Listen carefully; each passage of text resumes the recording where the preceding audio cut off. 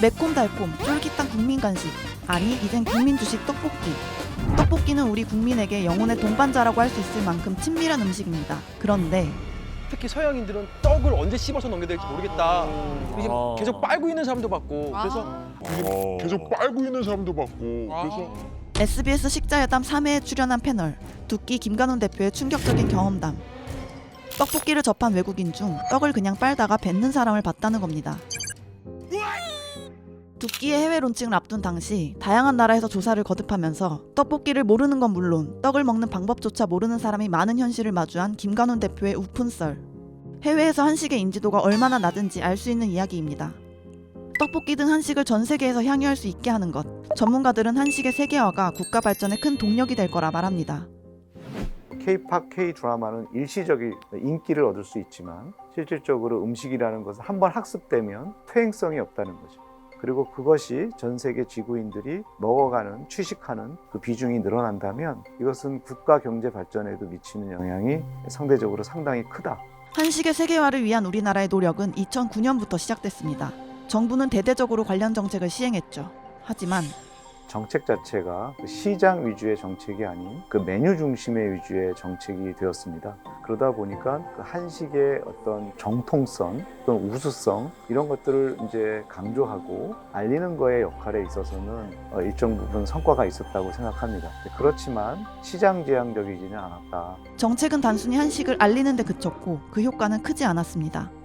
저조한 해외의 한식당 방문 비율이나 해외에서 활약 중인 한식당 경영자의 이야기를 들어보면 알 수 있죠. 한식의 세계화를 위해 가장 중요한 것, 많은 전문가는 한식의 산업화에 답이 있다고 말합니다. 추상적인 개념이라고 보면 산업화는 그거를 실현하는 구체적인 생산과 소비의 생태계 이런 말로 좀 봐야 될 것 같아요. 김관훈 대표가 론칭한 두끼나 송정훈 대표가 론칭한 컵밥처럼 해외에서 성공한 한식 사업의 사례가 앞으로 많이 늘어나야 하는 겁니다. 한식 산업화가 잘 된다는 것은 한식 세계화가 잘 된다는 거예요. 한식의 세계화와 뗄 수 없는 관계인 한식의 산업화. 한식의 산업화가 이뤄지려면 어떤 노력이 필요할까요? 우픈 떡볶이 썰을 소개했던 식자회담에서 한식의 산업화가 성공적으로 진행되기 위한 다양한 방안에 대해 열띤 토론을 나누는데요. 먼저 한식에 대한 진입 장벽이 높아 현지에서 활동할 한식 셰프가 부족한 현실에 대해 아쉬움을 토로했습니다. 되게 박해요. 이윤이 정성과 노력과 시간을 투입해도 남는 게 별로 없고 명예는 갖고 있는 셰프들이 있지만 실질적으로 이렇게 뭐 부를 쌓은 셰프나 뭐 이런 직업적인 성공을 거둔 셰프들이 적다 보니까 직업적인 갈림길에서 예를 들면 일식이나 뭐 중식을 선택을 해도 한식은 선택을 안 하는 경우가 많아요. 그만큼 정부가 단발적인 정책을 펼치기보다 한식 산업에 전략적으로 접근해 지속적인 지원과 투자를 아끼지 않아야 한다고 말합니다.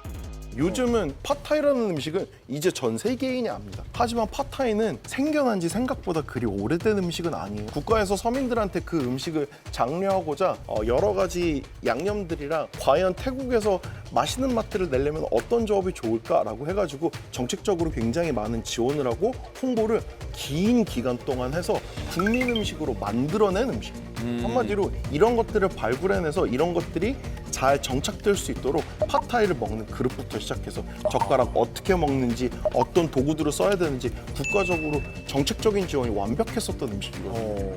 게다가 패널들은 글로벌 MZ세대를 사로잡아야 한다는 흥미로운 의견을 내놓습니다. 해외로 시장을 확장하다 보면 포문을 여는 주역이 바로 그 시장의 MZ세대라고 저는 생각을 해요. 아무래도 어느 나라든 젊은 세대들이 이런 소셜미디어로 많이 공유하고 그들을 통해서 트렌드가 전파되는 문화들이 많기 때문에요. 마침 현재 우리나라는 글로벌 MZ세대를 사로잡기 좋은 골든타임을 맞은 상황입니다. 오징어 게임, 기생충, BTS 다양한 K 콘텐츠가 세계적으로 관심을 받는 지금 한식 산업도 더불어 탄력을 받아 함께 성장할 수 있는 겁니다. 세계적인 에스닉 푸드가 엄청나게 많은 거죠. 근데 사실 손꼽습니다. 예를 들면 이탈리아, 스페인 같은 그런 관광 대국도 우리가 스페인 음식이 엄청 세계화된 건 아니라는 거죠. 근데 우리나라는 이들 나라에 비견할 만큼의 충분한 국격을 갖고 있다.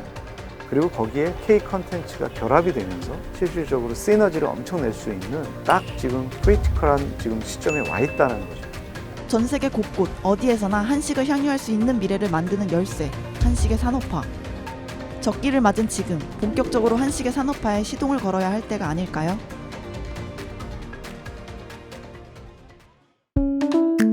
이번 영상을 만든 PD가 추천하는 영상도 보고 가세요. 스브스 뉴스의 다른 영상을 즐기시려면 구독 버튼을 꼭 눌러주세요.